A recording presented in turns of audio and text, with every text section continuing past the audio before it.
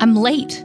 The thought crashes through my mind with the same panic I remember from being 17. That gut-clenching certainty that I've missed something crucial, that everyone else knows where they're supposed to be, and I'm the only one lost. My footsteps echo against the hardwood floors that have absorbed a century of similar, hurried steps. And I turn down a hallway that curves in a way that seems geometrically impossible, following the natural bend of the turret I'm inside. The brick walls press close, then open into an unexpected atrium where pale October light filters through the leaded glass 2 stories above. I have to go outside here. There's no other way. The cold air hits my face as I push through the heavy oak doors, their brass handles worn smooth by thousands of hands. How many of those hands are dust now? The quad stretches before me, and I'm running across it toward the west building. My shoes, strange shoes, platform heels that I haven't worn since crushing falling leaves. The brick facade looms ahead, all those impossible curves and angles that make the building look like it's folding in on itself. Built in 1887, or was it 1883? The cornerstone says one thing, but I remember reading something different in the library once, or was that something I dreamed? This is a dream. It has to be. I yank open another door and plunge back into the labyrinth. Up a staircase, wrought iron, spiraling, the banister cold under my palm. The smell hits me like a physical force, floor wax and chalk dust and something else, something chemical and institutional that I haven't encountered in decades. Since when? Since I graduated? But I graduated years ago. Didn't I? Second floor. No, wait, wrong building. I need the 4th floor. I backtrack, burst outside again. The autumn air sharp in my lungs. My reflection catches in a window as I pass, and I stop. I'm 17. The face looking back at me is smooth, unlined. My hair is longer, shaggier in that way everyone wore it in... when? The early 70s? I'm wearing a polyester shirt with a collar so wide it looks like wings. Bell-bottom jeans, a belt with a buckle that's definitely not from any decade I remember living through recently. My heart is hammering. This isn't right. This can't be right. Mrs. Henderson emerges from a classroom ahead, her arms full of papers, her gray hair pinned in that neat bun she always wore. She smiles at me as I pass. Hurrying along now, Sam. Don't be late for Mr. Fletcher. I stop, turn. Mrs. Henderson? She's already moving away, humming something classical. Brahms, maybe? She loved Brahms. Mrs. Henderson died in 1995. I went to her funeral. I remember the rain, the way it drummed on the funeral home roof, the smell of lilies that made me nauseous. She'd been 83, had lived a good long life, everyone said. Taught right up until the year before. But she's here, young, well, younger, maybe 60, and I'm 17, and it's 1972. The knowledge settles over me like a weight. I should be terrified. I should be screaming. Instead, I felt an odd calm. The way you do in dreams when impossible things happen and you just accept them because what else can you do? I climb the stairs to the 4th floor, west building. My feet know the way even though my mind is reeling. Room 412, the circular chamber in the turret. The one with the tall arched windows that make you feel like you're in a castle. Mr. Fletcher's history class. I can hear his voice before I open the door, that deep baritone that could make even the most boring dates and battles sound like epic poetry. The doorknob is brass, shaped like a lion's head. I turn it. The room is exactly as I remember it, which is to say I didn't remember it at all until this moment. Circular walls lined with maps, Asia, Europe, Africa, the Americas with different borders than they'll have later. Wooden desks arranged in concentric semicircles, the windows flooding everything with light. 23 students. And I know every face now, every name, every fate. Tommy Brennan in the front row, he'll die in Vietnam in 74. Sarah Chen by the window. She'll become a doctor, move to California, send a Christmas card once that I'd never answered. Michael Rodriguez near the back. He'll stay in town, take over his father's shop, marry his high school sweetheart. And Ruby. She's sitting in the second row, third seat from the window. Dark hair pulled back with a tortoiseshell clip, a blue cardigan over a white blouse. Her pen taps against her spiral notebook. Tap, tap, tap, tap, tap, tap. A rhythm I suddenly remember like a song I once knew by heart. Mr. Fletcher is mid-sentence, something about Reconstruction, and he glances at me with mild reproach. Nice of you to join us, Sam. Take your seat. My seat. Fourth row, right behind Ruby. I slide into it, and the desk is too small, or maybe I'm too big, or maybe nothing makes sense anymore, so why should furniture? Ruby turns slightly and smiles at me over her shoulder. Thought you weren't gonna make it, she whispers. Her voice, God, her voice. It's exactly the same, exactly as I've remembered it in fragments over the years. In dreams I mostly forget by morning, warm and slightly raspy with an undercurrent of amusement, like she's always on the verge of laughing at some private joke. Got lost, I managed. She grins. In this place? Shocking. Mr. Fletcher is talking about the Compromise of 1877, about how federal government abandoned Reconstruction, pulled troops out of the South, left newly freed Black Americans to the mercy of people who'd never wanted them free in the first place. It's a tragedy dressed up as politics, he says. A choice to look away. I should be taking notes. I'm staring at the back of Ruby's head. The clip in her hair is slightly crooked. There's a small mole at the nape of her neck. Her cardigan has a loose thread on the left shoulder seam. I catalog these details with desperate precision, as if by observing hard enough I can make this real, can make it last, can keep from waking up. Because this is a dream, it has to be. I'm 57 years old, or am I 47? The math escapes me. I'm married. No, wait, am I? The memories are slippery, contradicting each other. I have a job, an apartment, a life somewhere in the future that seems increasingly theoretical. But Ruby is real.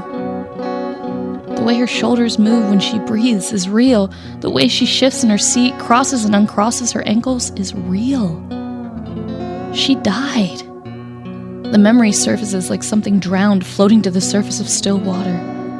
Ruby died our junior year, November 1972, pool accident.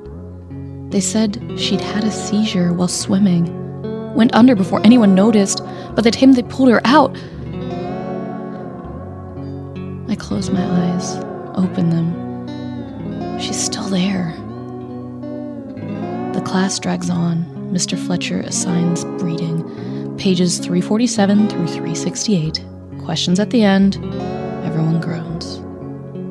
Ruby makes a face that manages to be both long-suffering and amused, and I remember that face, remember thinking she was the only person who could make homework seem like a shared joke rather than punishment. The bell rings. Everyone stands, gathering books and papers. Ruby turns to me fully now, leaning against my desk. You okay? You seem weird. Weird how? I don't know. Distant, like you're not really here. If only she knew. Just tired, I say. Didn't sleep well. Bad dreams? Something like that. She studies me for a moment, her brown eyes searching my face for something. Whatever she sees makes her expression soften. Come on, she says. Walk with me to gym. You can tell me about it. We navigate the hallways together, and it comes back to me in waves. We had classes together, history, English, gym. We talked, not every day, but often enough that I thought we were friends. More than friends? I'd hoped so. But I was shy, too shy, and Ruby was everything. Funny and smart and kind, with that laugh that made you want to keep talking just to hear it again. We go down the main staircase, the one with the carved oak banister that some Victorian craftsmen spent months perfecting, out into the quad where oak trees are turning gold and red, across to the connector building that always smells like mildew and old books. So what was the dream about, Ruby asks. I can't tell her the truth. Can't say I dreamed I was an old man, living in a future where she's been dead for 30 years, where I never told her how I felt and I've regretted it every day since. I was lost, I say instead. In the school, couldn't find my way to class. She laughs. And that's not a dream, that's just Tuesday. This place is a maze. You ever think how weird this building is, I ask? Like, who designs a school this way? Victorian architects who were probably drunk, she says. Or opium addicts. Isn't that what they all did back then? Laudanum and wild architectural theories? That's actually not far off. I know, I pay attention in history class. She bumps her shoulder against mine. Sometimes. We're approaching the gymnasium now. The old carriage house that was converted decades ago, with the pool added in the 20s. An architectural afterthought, glassed in and strange, connected to the main building by a covered walkway. Ruby's still talking about something. Her little sister's birthday party this weekend, how her mom is driving her crazy with the planning. I'm trying to listen, trying to be present, but something is tugging at the edges of my consciousness. The pool. November 1972. Ruby. It hits me all at once, not a memory returning, but a memory that was always there, just waiting for me to look at it directly. The newspaper article I read years later during research for, what? A reunion? A memorial? The headline, Tragedy at Central Academy. The photo of Ruby, her sophomore yearbook picture, smiling that smile. She'd been alone in the pool during free swim period, had a seizure, went under. The lifeguard was distracted, flirting with someone, the rumor said, though that was never confirmed. By the time anyone noticed, too much time had passed. They closed the pool after that, drained it, boarded up the entrance, sealed off that whole wing. By the following semester, it was like it had never existed. The school didn't talk about it.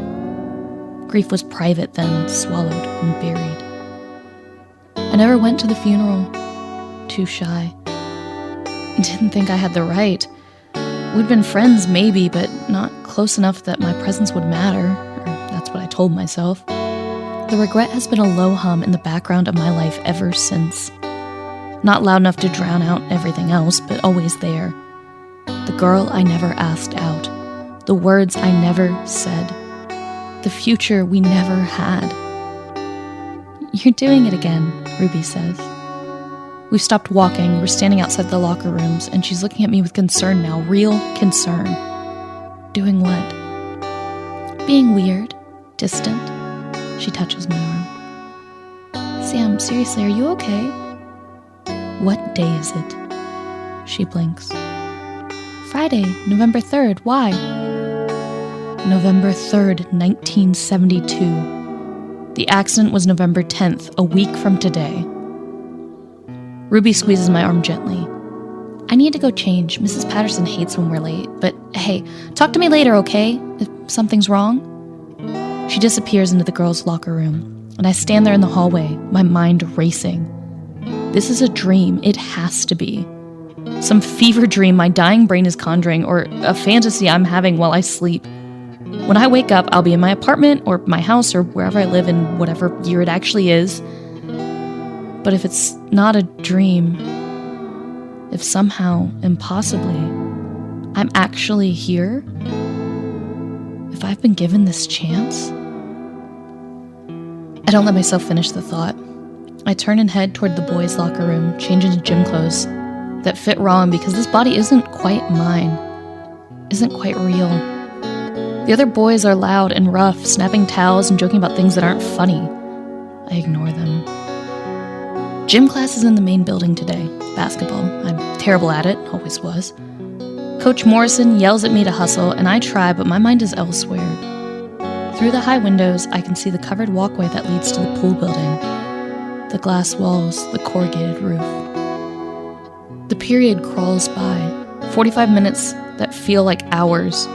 When the bell finally rings, I don't head to the showers. I walk out of the gym, down the hallway, toward the pool. I shouldn't. I should go to my next class. What is my next class? The information isn't there. The dream or time slip or whatever it is doesn't extend that far. It's showing me what I need to see, nothing more. The hallway to the pool is quiet. Institutional green tiles on the walls. Fluorescent lights buzzing overhead. There's a sign. Pool open, free swim. Another sign. No running. A third. Lifeguard on duty. I push through the double doors. The pool area is exactly as I remember from old photographs, from rumors and half-remembered stories. A strange space, more greenhouse than gymnasium. All glass and iron framework. The ceiling is peaked, glass panels held together by iron crossbeams painted white. The walls are floor-to-ceiling windows fogged with condensation. The acoustic tiles on the walls are yellowed with age and chlorine exposure. The pool itself is Olympic-sized, lanes marked with faded lines. The water is that particular blue-green that all pool water was in the 70s, slightly cloudy from inadequate filtration. The smell is overwhelming, chlorine so strong it burns my throat. There are maybe a dozen students in the water or sitting on the edges. A lifeguard sits in the tall chair, young, barely out of high school himself. He's reading a magazine. And there's Ruby. She's swimming laps, her strokes clean and efficient. Back and forth, back and forth. I watch her flip turn at the deep end, push off the wall, glide underwater for several feet before surfacing. I should leave. She's fine. She's swimming. She's safe. She's alive. But I can't move. She completes another lap. Another. She's alone in her lane now. The other students are clustered at the shallow end, talking and splashing. The lifeguard turns a page in his magazine. Ruby reaches the shallow end, stops, treads water for a moment. Then she starts another lap. Halfway down the pool, she stops. It's subtle at first. Her stroke just interrupts. She floats for a second, stationary. Then her head dips under. I'm already moving. The lifeguard hasn't noticed. No one has noticed. They're all too far away, too distracted. I don't think. I just run across the pool deck, my shoes squeaking on wet tile, and dive. The water is shockingly cold. It closes over my head, and for a moment I'm disoriented, blind in the churning blue-green. Then I see her. She's sinking, her body limp, her eyes closed. The pool lights make her hair float around her head like a dark halo. She looks peaceful. She looks dead. I kick hard, reach her, grab under her arms. She's heavier than I expected, dead weight. And my lungs are already burning. I kick for the surface, pulling her with me. We break through. I gasp for air, coughing chlorine. Someone is shouting now, the lifeguard finally noticing. I swim for the edge, pulling Ruby's head above water, supporting her weight. Hands reach down, help me lift her out. She's not breathing. I'm on the deck now, on my knees beside her. The tile is hard and cold. My hands are shaking. The lifeguard is saying something, but I can't hear him over the roaring in my ears. I tilt Ruby's head back, pinch her nose, and breathe into her mouth. Once. Twice. I've done this before in some CPR class in some decade that hasn't happened yet. The muscle memory is there, buried deep. Chest compressions. 30 of them. My hands find the right position, the heel of my palm on her sternum, the other hand on top. Push down 2 inches deep, fast and hard. 1, 2, 3, counting in my head. Another breath. More compressions. Come on, Ruby. Come on. Nothing. Breath. Compressions. Someone is shouting about calling an ambulance. Breath. Compressions. Please. She coughs. Water streams from her mouth and she's choking, gasping. Her eyes flying open. She tries to sit up and I help her, turning her on her side as she coughs up more water, retches, breathes. You're okay, I'm saying over and over. You're okay, you're safe. The pool deck is chaos now, students crowding around, teachers appearing from somewhere. The lifeguard white-faced and stammering. Someone throws a towel over Ruby's shoulders. Someone else is asking what happened. What did I see? How did I know? I don't answer. I'm looking at Ruby. She's pale, shaking, but alive. Her eyes meet mine, confused and frightened and grateful. "You saved me," she whispers. "You had a seizure," someone is saying. "Did you know you were prone to seizures?" Ruby nods weakly. "Sometimes I thought I had it under control." "We need to call your parents. We need to..." I'm barely listening. My hands are still on Ruby's shoulders, making sure she's real, making sure she's breathing. The ambulance arrives. Paramedics check her over, shine lights in her eyes, wrap her in blankets. They want to take her to the hospital for observation. Ruby protests weakly, but her parents are being called, and there's no argument that will work. Before they take her away, she grabs my hand. "Sam," she says. "Thank you. I don't know how you knew to... You saved my life." I squeeze her hand. "I couldn't lose you." It's too much, too honest, but I don't care. She's alive. That's all that matters. They wheel her out on a gurney, and I'm left standing in the pool area, soaking wet, shivering. The crowd is dispersing. The lifeguard is being questioned by the principal. Someone brings me a towel, asks if I'm okay, tells me I'm a hero. I don't feel like a hero. I feel hollowed out, exhausted, like I've just run a marathon. I look around the pool area one more time. The glass walls, the iron framework, the cloudy water. In another timeline, this place would be drained and sealed within months. In another timeline, it would become a tomb. A memorial that no one visited because no one wanted to remember. But not in this timeline. The afternoon passes in a blur. I'm sent home early, in shock, they say. I don't remember the walk to the parking lot, don't remember if I drove or took a bus or just wandered until I found myself somewhere else. When I open my eyes, everything has changed. I'm still on my knees, but the pool deck is different. Cracked, weathered, covered in dust and dead leaves. The water is gone, not drained, but long evaporated. The pool is just an empty concrete cavity, stained and broken. The glass walls are still there, but many of the panes are cracked or missing entirely. Ivy has grown through all the gaps, covering the iron framework in green.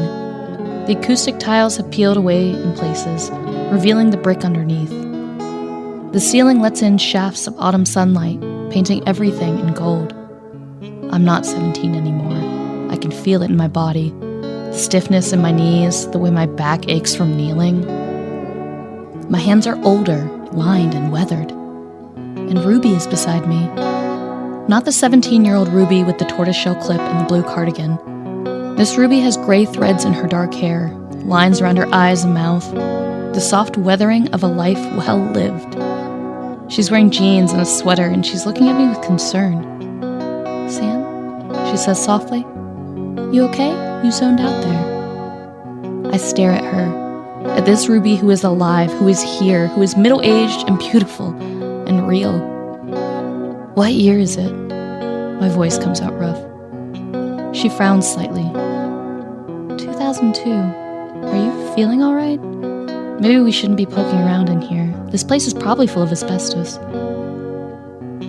2002.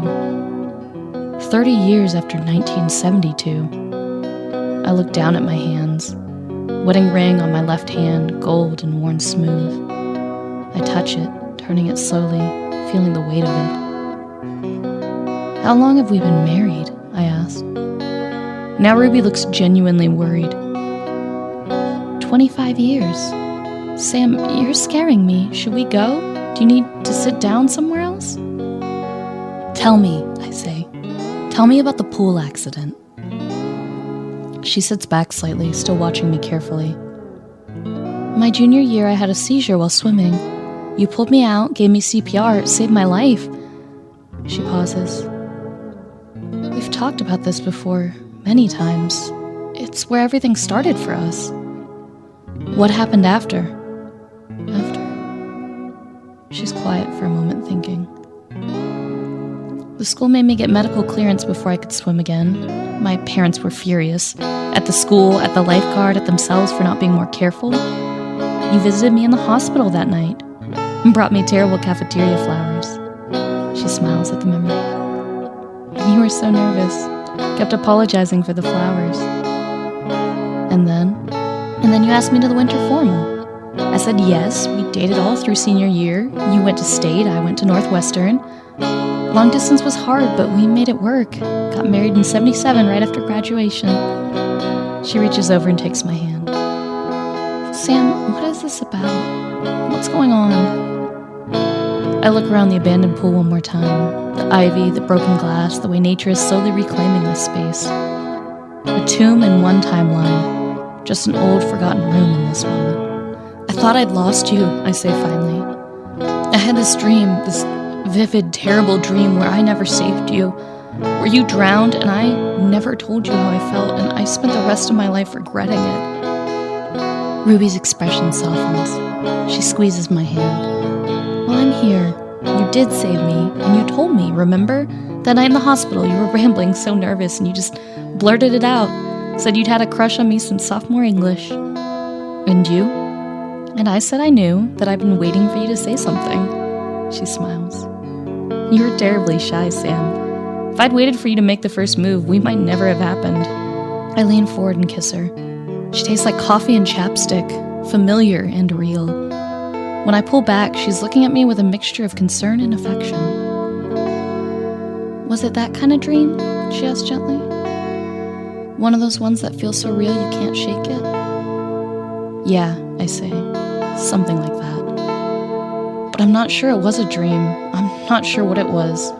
Some door that opened in time, some mercy granted by whatever powers govern these things. Or maybe just my consciousness, so desperate to fix the unfixable. Finding a way to slip between cracks of what was and what could have been. Maybe it doesn't matter. Ruby stands, brushing off her jeans, and offers me her hand. I take it and let her pull me to my feet. My knees protest, and she steadies me with a hand on my arm. Come on, she says. This place is depressing. Let's go get lunch, my treat. We pick our way carefully across the broken pool deck, avoiding loose tiles and gaps in the floor. At the doorway, I stop and look back one last time. In the dusty light, I can almost see it, the ghost of how it was. The water, the swimmers, the young lifeguard in his chair. Ruby in her lane, swimming laps, alive and vital and unaware of how close she came to never growing old. Sam? Ruby calls from the hallway. Coming, I say. I turn away from the pool, from that frozen moment in 1972, and follow my wife out into the November afternoon of 2002. The leaves are turning gold and red, just like they were 30 years ago. The brick buildings still stand, impossible and beautiful, their Victorian architecture a maze that defies the logic. Some buildings, I think, are designed to confuse you, to make you lose your way so thoroughly that you have to find a new path, one you never would have taken otherwise. Some buildings are designed to give you a second chance. Ruby takes my hand as we walk across the quad, and I hold on tight. In another timeline, I'm an old man living with regret. In another timeline, I never got to grow old with her at all. But in this timeline, this impossible, precious timeline, she's here beside me. We're 50 years old and still in love and planning what to have for lunch. It's enough. It's everything. What are you thinking about? Ruby asks. How lucky I am, I say. She laughs, that same laugh I've loved since I was 17. You're being sentimental again. Can't help it. I know. She leans her head briefly against my shoulder as we walk. That's one of the things I love about you. The school recedes behind us, those strange brick buildings with their turrets and curves and impossible angles. The architecture of memory, I think. The structure that holds our lives in place even as it shifts and changes beneath our feet. I don't look back. I don't need to. Ruby is here, warm and alive beside me, and we're walking into whatever comes next together. That's all I ever wanted. That's all